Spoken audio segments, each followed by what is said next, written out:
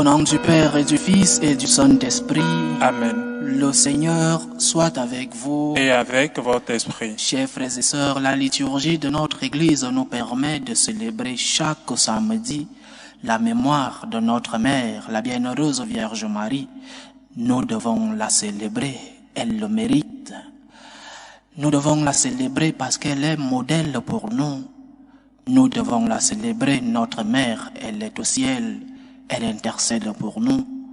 Mais nous devons aussi la célébrer pour imiter ses dons, imiter tout ce qu'elle nous enseigne. C'est une source d'enseignement.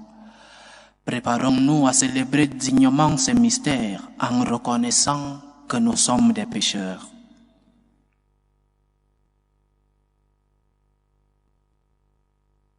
Prends pitié de nous, Seigneur. Nous avons péché contre toi. Montre-nous, Seigneur, ta miséricorde. Et donne-nous ton salut. Que Dieu Tout-Puissant nous fasse miséricorde, qu'il nous pardonne nos péchés et nous conduise à la vie éternelle. Amen. Seigneur, prends pitié. Seigneur, prends pitié. Ô Christ, prends pitié. Ô Christ, prends pitié. Seigneur, prends pitié. Seigneur, prends pitié. Prions le Seigneur.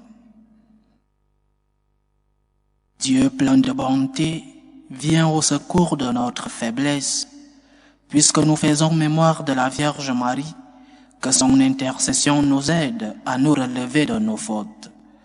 Par Jésus-Christ, ton Fils, notre Seigneur, qui vit et règne avec toi dans l'unité du Saint-Esprit, Dieu pour les siècles des siècles. Amen.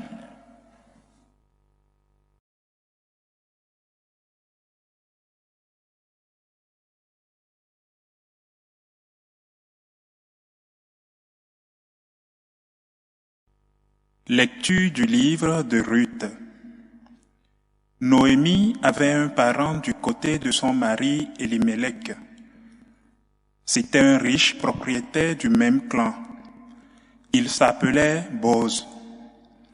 Ruth, la Moabite, dit à Naomi, « Laisse-moi aller glaner dans les champs, derrière celui aux yeux de qui je trouverai grâce. » Elle lui répondit, « Va, ma fille. » Ruth partit donc glaner dans les champs derrière les moissonneurs.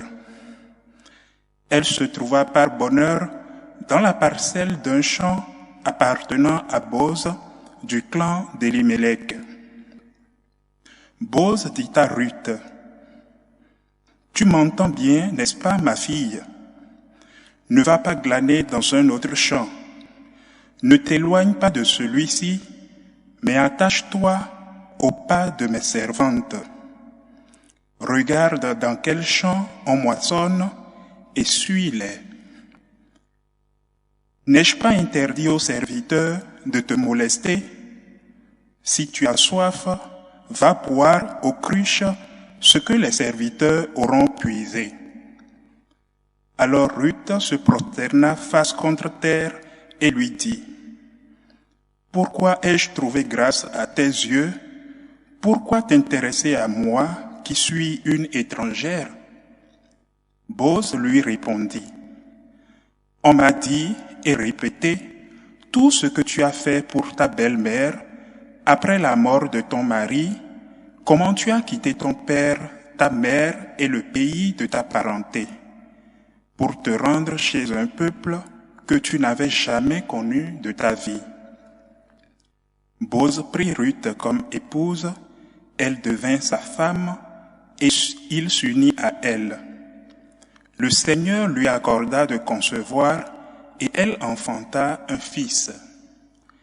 Les femmes de Bethléem dirent de Noémie, « Béni soit le Seigneur, qui aujourd'hui ne t'a pas laissé sans quelqu'un pour te racheter.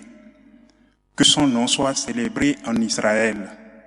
Cet enfant te fera revivre, il sera l'appui de ta vieillesse.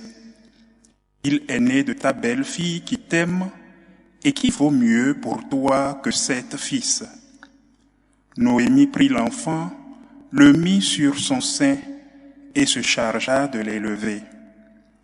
Les voisines lui donnèrent son nom. elle disait, « Il est né un fils à Noémie, et elles le nommèrent Obed. Ce fut le père de Jessé, qui fut le père de David. » Parole du Seigneur. Nous rendons grâce à Dieu. Voilà comment sera béni l'homme qui craint le Seigneur. Voilà comment sera béni l'homme qui craint le Seigneur. Heureux qui craint le Seigneur et marche selon ses voies. Tu te nourriras du travail de tes mains. Heureux es-tu, à toi le bonheur. Voilà comment sera béni l'homme qui craint le Seigneur. Ta femme sera dans ta maison comme une vigne généreuse, et tes fils autour de la table comme des plantes d'olivier. Voilà comment sera béni l'homme qui craint le Seigneur. Voilà comment sera béni l'homme qui craint le Seigneur. De Sion, que le Seigneur te bénisse. Tu verras le bonheur de Jérusalem tous les jours de ta vie. Voilà comment sera béni l'homme qui craint le Seigneur. Alléluia, alléluia, alléluia. Alléluia, alléluia, alléluia. Vous n'avez qu'un seul Père, celui qui est aux cieux. Vous n'avez qu'un seul Maître, le Christ. Alléluia, alléluia, alléluia.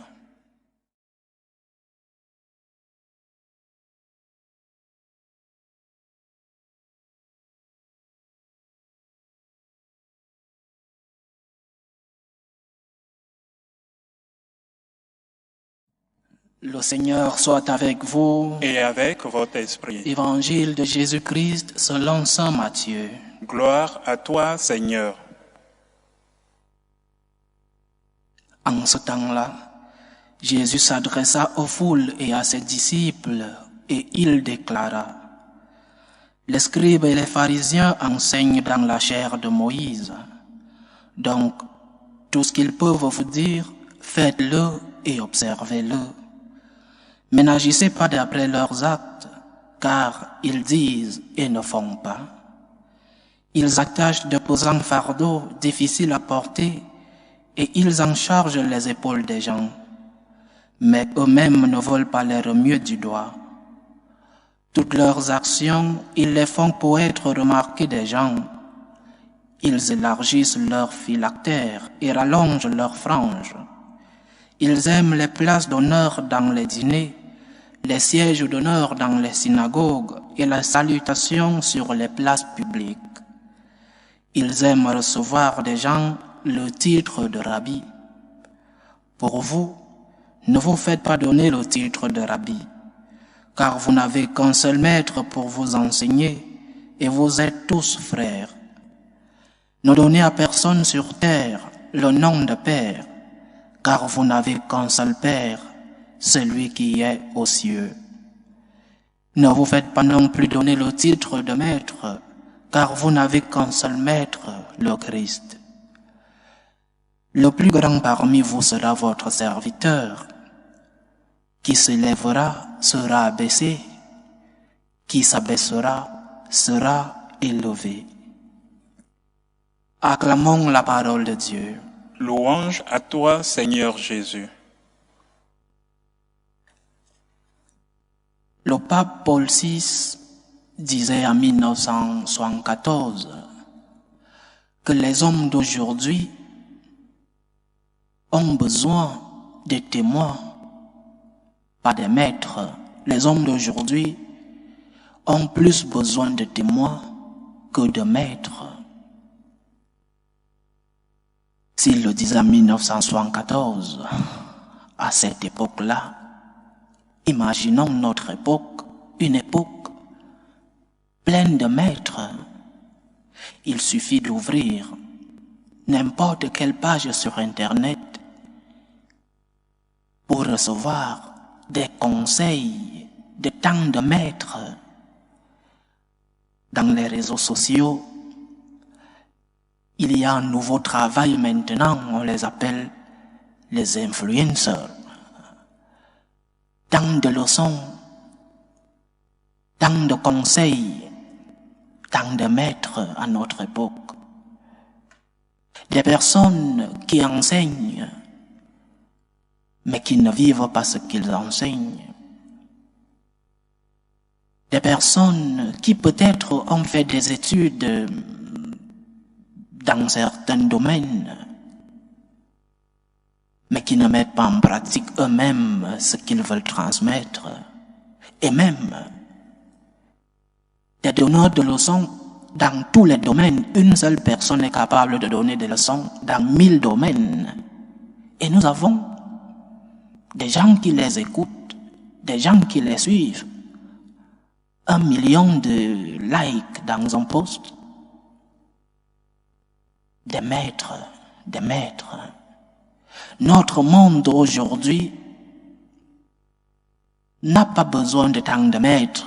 Notre monde a besoin des témoins, des personnes qui vivent ce qu'ils transmettent, des personnes qui ont une expérience de ce qu'ils veulent transmettre, des personnes qui ont un vécu, des personnes qui peuvent te dire « Allons vers ce chemin parce que moi je l'ai emprunté », des personnes qui peuvent te donner un conseil pour éviter un piège. Parce que lui, il est tombé dans ce piège et il te fait éviter le piège. Le monde d'aujourd'hui a besoin des témoins. Des gens qui ont touché du doigt, pas des personnes derrière une caméra. Des gens qui ont touché du doigt et qui peuvent nous montrer le chemin. Pourquoi j'ai introduit cette méditation avec cette citation du pape Paul VI? Nous parlons, j'aimerais, pendant ces jours, chaque samedi, parler de la Vierge Marie. Celui qui est devant vous appartient à une communauté religieuse, les franciscains de Marie. Et nous vivons une spiritualité qui est celle de la gratitude. Nous sommes missionnaires de la gratitude. Une gratitude qui se vit par un simple remerciement, pas un simple acte de courtoisie, merci, non. Une gratitude qui se vit. Et nous voulons transmettre cette spiritualité avec comme 2 maîtres, notre Seigneur et la Sainte Vierge Marie. Ce sont nos 2 modèles comme franciscains de Marie. Nous vivons donc à imitation de 2 témoins, pas de 2 maîtres, mais de 2 témoins, 2 personnes qui ont vécu ce qu'ils nous ont enseigné, 2 personnes qui ont une expérience avant de pouvoir enseigner, transmettre le message. Nous vivons à imitation de notre Seigneur et à imitation de la Vierge Marie. Et aujourd'hui, samedi, qui, comme la Vierge Marie, peut nous enseigner comment aimer son Fils? Qui d'autre, plus que elle, peut nous montrer le chemin vers son Fils? Qui d'autre? Elle l'a conçu, elle l'a porté, elle a vécu avec lui. Elle a reçu comme première chrétienne les premiers enseignements du Christ avant même sa vie publique. Avant que le Christ ne commence l'enseignement public, elle, notre mère, avait déjà reçu ses enseignements à la maison. Alors, qui comme elle, pour nous transmettre ce message? Et nous vivons à imitation de cette figure, notre mère, la Sainte Vierge Marie. Et cette imitation n'est pas une imitation dans une idée. Franciscains de Marie, nous suivons certaines étapes de la vie de notre mère avec notre Seigneur Jésus-Christ. Nous avons ce que nous appelons les 5 points d'imitation de Marie. Une imitation qui n'est pas isolée de son Fils. Marie pour nous n'est pas une déesse. Marie n'est pas Dieu. Marie est la mère de Dieu et elle mérite tout le respect et tous les honneurs. Elle mérite que nous lui accordons une place prépondérante dans notre vie de chrétien. Elle mérite aussi, par ses enseignements, par ses vertus, d'être imitée. Nous vivons donc à imitation de notre mère. 5 points d'imitation de la Vierge Marie. Le premier point, qu'est-ce que la Vierge fait d'abord? Quel est le premier contact de la Vierge avec son Fils? Premier contact, l'annonciation, l'incarnation de notre Seigneur. Marie engendre le Christ. Marie fait présent le Christ au monde. Marie rend possible la venue du Christ dans le monde. Elle est notre mère spirituelle. Les hommes aujourd'hui ne peuvent plus de manière physique et biologique engendrer le Christ. Mais nous pouvons le faire de manière spirituelle. Comment un chrétien peut-il engendrer le Christ aujourd'hui? Comment un chrétien peut-il rendre présent le Christ dans le monde? Marie l'a fait présent d'une manière physique par l'annonciation, l'incarnation et la naissance de notre Seigneur, personne physique. Mais nous pouvons le faire de manière spirituelle. Nous pouvons engendrer le Christ dans nos différentes communautés, dans nos familles, dans nos lieux de travail, dans notre patrie, dans notre église. Nous pouvons engendrer le Christ. Comment nous engendrons le Christ? Le Seigneur a dit, lorsque 2 ou 3 seront réunis en mon nom, je serai au milieu d'eux. Présence du Christ dans l'unité. L'unité engendre le Christ. Le Christ est présent où il y a unité. Si nous vivons divisés, nous rejetons le Christ. Mais l'unité engendre, l'unité fait présent le Christ. L'unité fait que le Christ soit au milieu de nous. Travaillons donc pour l'unité dans nos familles. Travaillons donc pour engendrer le Christ dans nos milieux de travail. Travaillons donc pour l'unité dans notre église. Une église qui n'est pas unie est une église où le Christ n'est pas présent. Il faut le dire. Dans ces moments de confusion dans notre église, il faut le dire. Si nous vivons en opposition les uns contre les autres, tel évêque dit ceci, l'autre dit le contraire, telle personne dit ceci, telle conférence épiscopale approuve ceci, l'autre dit le contraire. Le Christ n'est pas présent au milieu de nous parce qu'il y a division. Lorsque 2 ou 3 personnes seront réunies en mon nom, c'est-à-dire unité, qui auront le même langage, malgré les différences. Dieu nous a créés différents, mais nous pouvons vivre nos différences en gardant l'unité. Le mystère de la Sainte Trinité nous l'enseigne. Un seul Dieu en 3 personnes, unité dans la différence. Et nous pouvons sauver l'unité en gardant les différences. Et c'est aussi ça la richesse de notre Église, la richesse dans nos familles, la richesse dans nos pays. Unité en sauvant les différences légitimes, pas les différences où chacun fait ce qu'il veut, non. Les différences dans la vérité, les différences dans la parole du Christ. Nous pouvons engendrer le Christ comme notre mère l'a engendré physiquement, nous l'engendrons spirituellement. Travaillons, chers frères et sœurs, pour l'unité. Soyons unis pour rendre possible la présence de notre Seigneur au milieu de nous.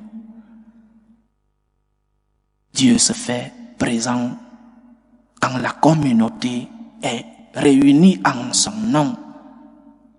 nom, c'est-à-dire dans l'unité, avec un seul objectif, avec un seul cœur. Nous pouvons engendrer le Christ. Nous pouvons rendre présent le Christ au milieu de nous. Et quand Dieu est au milieu de nous, nous avons la paix, nous avons la tranquillité. C'est cela la conséquence de la présence du Seigneur. Nous avons la paix, nos cœurs brûlent d'amour. 1 Premier point de l'imitation de notre Mère, la Sainte Vierge Marie, engendrer le Christ, chercher l'unité. Lorsque 2 ou 3 personnes sont réunies en mon nom, je serai au milieu d'eux. Deuxième présence, deuxième point de l'imitation de notre Mère, une autre étape de la vie de Marie. Lorsque notre Seigneur est né, la Sainte Vierge est avec Saint Joseph et l'ange apparaît à Joseph dans la nuit et lui dit « Hérode veut tuer l'enfant. Va en Égypte et attends, je vais te parler après. » Et cette famille se lève dans la nuit pour défendre l'enfant Jésus. Deuxième point de l'imitation de notre Mère, défendre le Christ. Le Christ a besoin de défenseurs. Surtout aujourd'hui, le Christ a besoin de ses disciples qui le défendent. Beaucoup de fois, nous avons honte de dire que nous sommes chrétiens parce que les moqueries entre amis, parce que nos amis peut-être ont perdu la foi et nous avons honte de dire que nous sommes des disciples du Christ, que nous sommes catholiques, nous avons honte de notre foi et nous n'arrivons pas à défendre le Christ. Nous n'arrivons pas à défendre notre Dieu. La Sainte Vierge Marie nous enseigne donc en deuxième point de son imitation que nous pouvons défendre le Christ. Une défense dans la paix, une défense avec nos paroles, mais aussi une défense avec notre témoignage de vie.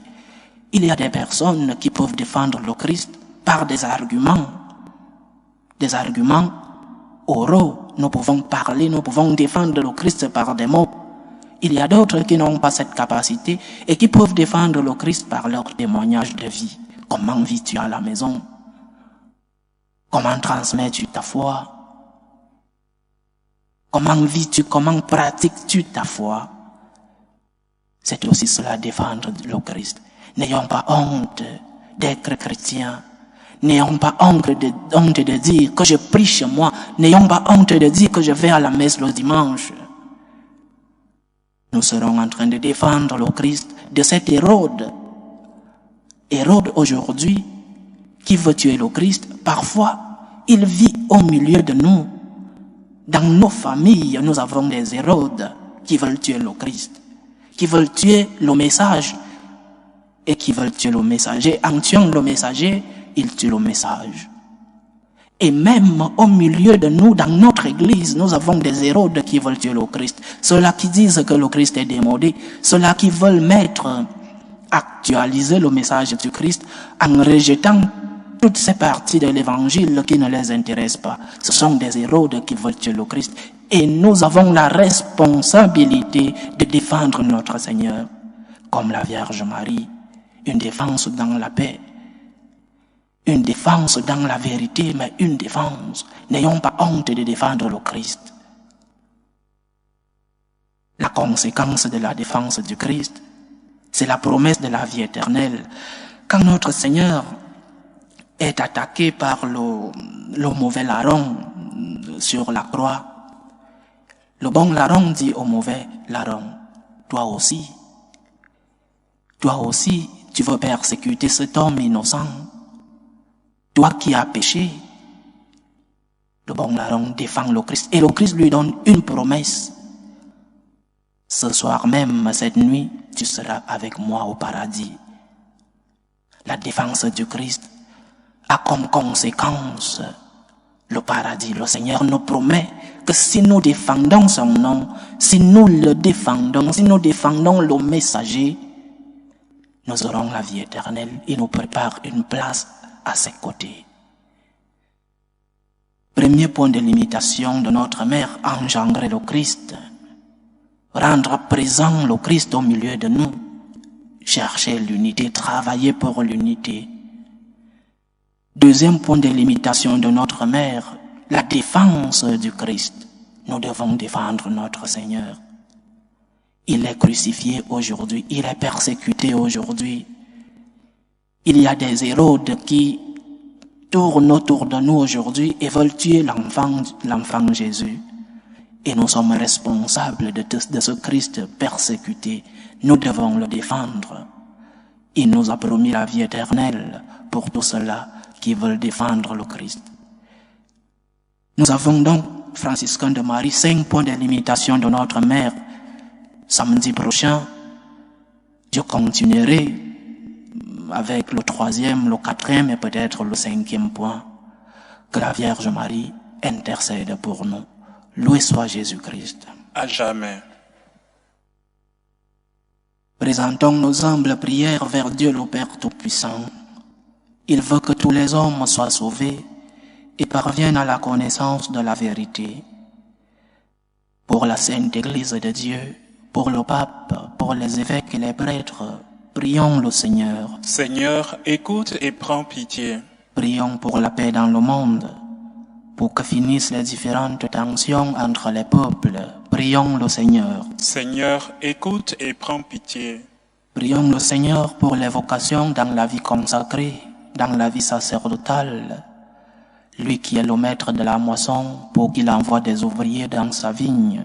Prions le Seigneur. Seigneur, écoute et prends pitié. Prions pour tous ceux qui vivent des moments de détresse, surtout pour les malades de nos familles, pour tous ces jeunes à la recherche d'un emploi, par l'intercession de notre Mère, la Sainte Vierge Marie, que le Seigneur lui-même soit leur réconfort. Prions le Seigneur. Seigneur, écoute et prends pitié. Prions pour nous tous ici rassemblés, pour tous ceux qui nous suivent à travers ce canal. Demandons l'intercession de notre Mère de pouvoir engendrer le Christ en cherchant l'unité, défendre le Christ. Prions le Seigneur. Seigneur, écoute et prends pitié. Dieu éternel et tout-puissant, reçois les supplications que ton peuple te présente avec foi. Daigne les exaucer selon ta volonté, par Jésus-Christ ton Fils notre Seigneur, qui vit et règne avec toi dans l'unité du Saint-Esprit, Dieu pour les siècles des siècles. Amen.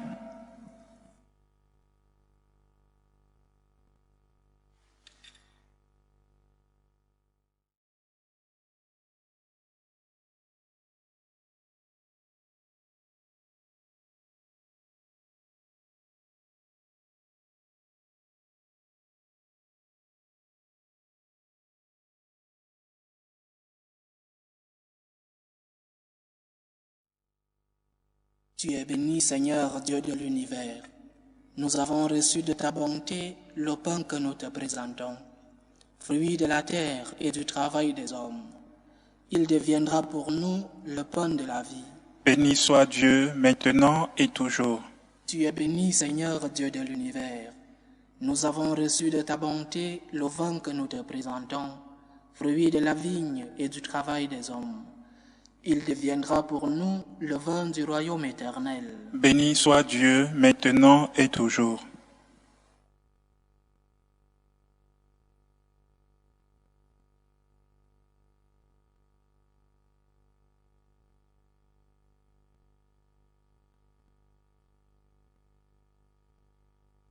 Prions ensemble, chers frères et sœurs, au moment d'offrir le sacrifice de toute l'Église. Pour la gloire de Dieu et le salut du monde. En rendant hommage à la mère de ton Fils, Seigneur, nous te supplions. Que le sacrifice offert en ce jour fasse de nous, par le don de ta grâce, une éternelle offrande à ta gloire. Par Jésus-Christ, ton Fils, notre Seigneur, qui vit et règne avec toi dans l'unité du Saint-Esprit, Dieu, pour les siècles des siècles. Amen. Le Seigneur soit avec vous. Et avec votre esprit. Élevons notre cœur. Nous le tournons vers le Seigneur. Rendons grâce au Seigneur notre Dieu. Cela est juste et bon. Vraiment, il est juste et bon, Père très saint, pour ta gloire et notre salut, de te proclamer admirable dans le triomphe de tous les saints, et plus encore de dire la grandeur de ta bonté, pour fêter la bienheureuse Vierge Marie, en reprenant son cantique d'action de grâce. Oui, tu as fait des merveilles pour la terre entière, et tu as étendu ta miséricorde à tous les âges. En choisissant ton humble servante pour donner au monde le Sauveur, ton Fils, le Seigneur Jésus-Christ. Par lui les anges adorent ta majesté et se réjouissent en ta présence à jamais. À leur hymne de louange, laisse-nous joindre nos voix pour chanter et proclamer. Saint, Saint, Saint, le Seigneur Dieu de l'univers, le ciel et la terre sont remplis de ta gloire. Hosanna au plus haut des cieux. Béni soit celui qui vient au nom du Seigneur. Hosanna au plus haut des cieux. Toi qui es vraiment saint, toi qui es la source de toute sainteté, Seigneur, nous te prions. Sanctifie ces offrandes en répandant sur elles ton esprit, qu'elles deviennent pour nous le corps et le sang de Jésus le Christ, notre Seigneur. Au moment d'être livré et d'entrer librement dans sa passion, il prit le pain. Il rendit grâce, il le rompit et le donna à ses disciples en disant : « Prenez et mangez-en tous, ceci est mon corps, livré pour vous. »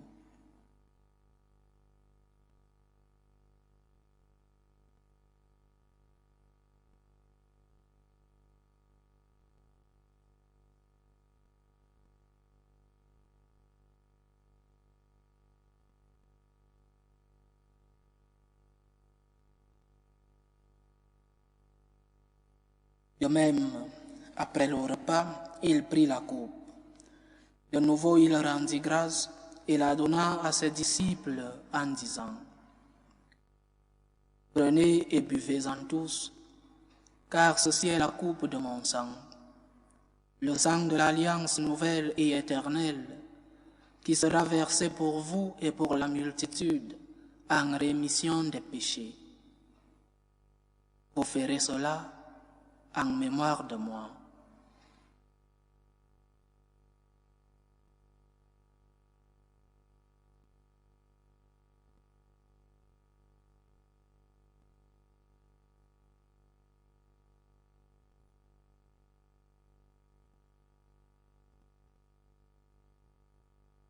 Il est grand le mystère de la foi. Nous annonçons ta mort, Seigneur Jésus. Nous proclamons ta résurrection. Nous attendons ta venue dans la gloire. En faisant ainsi mémoire de la mort et de la résurrection de ton Fils, nous t'offrons, Seigneur, le pain de la vie et la coupe du salut. Et nous te rendons grâce, car tu nous as estimés dignes de nous tenir devant toi pour te servir. Humblement, nous te demandons qu'en ayant part au corps et au sang du Christ, nous soyons rassemblés par l'Esprit Saint en un seul corps. Souviens-toi, Seigneur, de ton Église répandue à travers le monde. Fais-la grandir dans ta charité, en union avec le pape François, notre évêque José et tous ceux qui ont la charge de ton peuple. Souviens-toi aussi de nos frères et sœurs qui se sont endormis dans l'espérance de la résurrection, de ta fille Marie-Christine, et souviens-toi dans ta miséricorde de tous les défunts.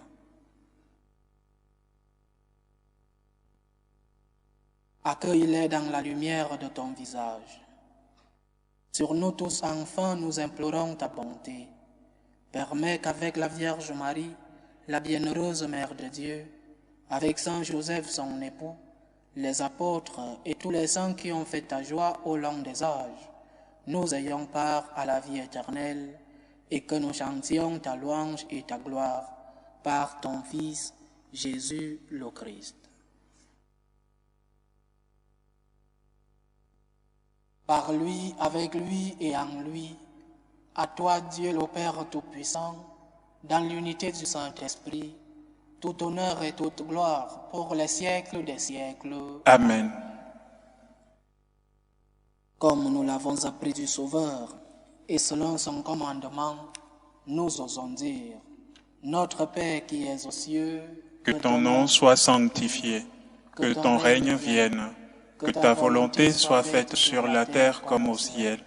Donne-nous aujourd'hui notre pain de ce jour. Pardonne-nous nos offenses, comme nous pardonnons aussi à ceux qui nous ont offensés, et ne nous laisse pas entrer en tentation, mais délivre-nous du mal. Délivre-nous de tout mal, Seigneur, et donne la paix à notre temps. Soutenus par ta miséricorde, nous serons libérés de tout péché, à l'abri de toute épreuve. Nous qui attendons que se réalise cette bienheureuse espérance, l'avènement de Jésus-Christ, notre Sauveur. Car c'est à toi qu'appartiennent le règne, la puissance et la gloire pour les siècles des siècles. Seigneur Jésus-Christ, tu as dit à tes apôtres, je vous laisse la paix, je vous donne ma paix. Ne regarde pas nos péchés, mais la foi de ton Église. Pour que ta volonté s'accomplisse, donne-lui toujours cette paix et conduis-la vers l'unité parfaite. Toi qui vis et règnes pour les siècles des siècles. Amen. Que la paix du Seigneur soit toujours avec vous. Et avec votre esprit. Dans la charité du Christ, donnez-vous la paix.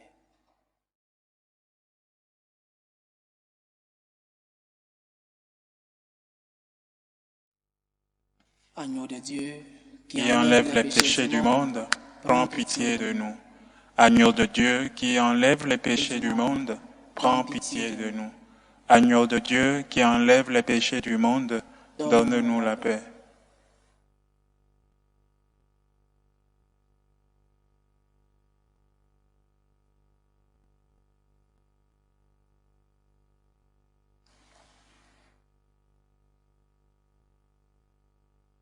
Voici l'agneau de Dieu.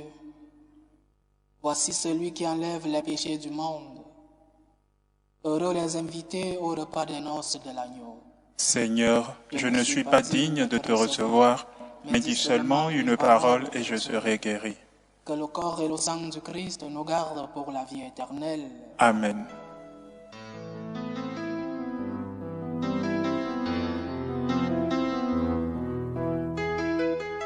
Communion spirituelle.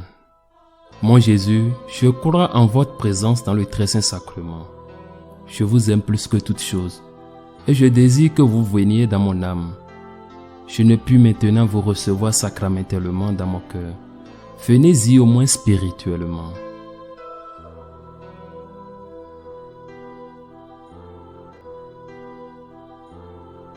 Je vous embrasse comme si vous étiez déjà venu, et je m'unis à vous tout entier. Ne permettez pas que j'aie jamais le malheur de me séparer de vous. Amen.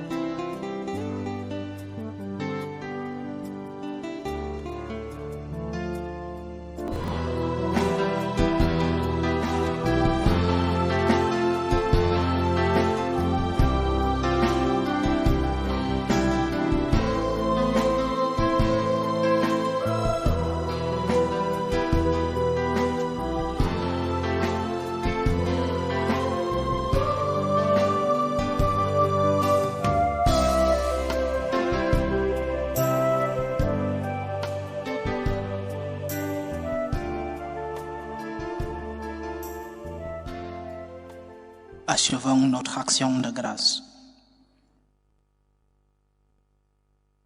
Après avoir participé au sacrement qui nous libère, nous te prions, Seigneur, puisque nous célébrons la mère de ton Fils, fais que nous soyons comblés de ta grâce et que nous éprouvions toujours davantage les effets de la rédemption.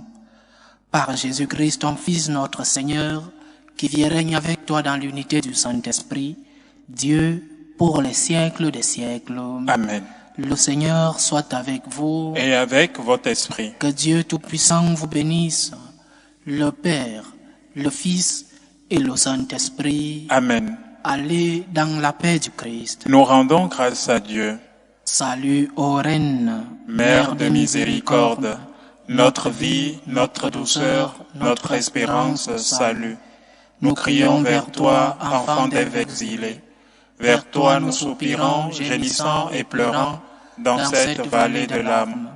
Ô toi notre avocate, tourne vers nous ton regard miséricordieux, et après cet exil, montre-nous Jésus, le fruit béni de tes entrailles. Ô clémente, ô miséricordieuse, ô douce Vierge Marie. Amen. Priez pour nous, Sainte Mère de Dieu, Afin que nous soyons rendus dignes des promesses du Christ.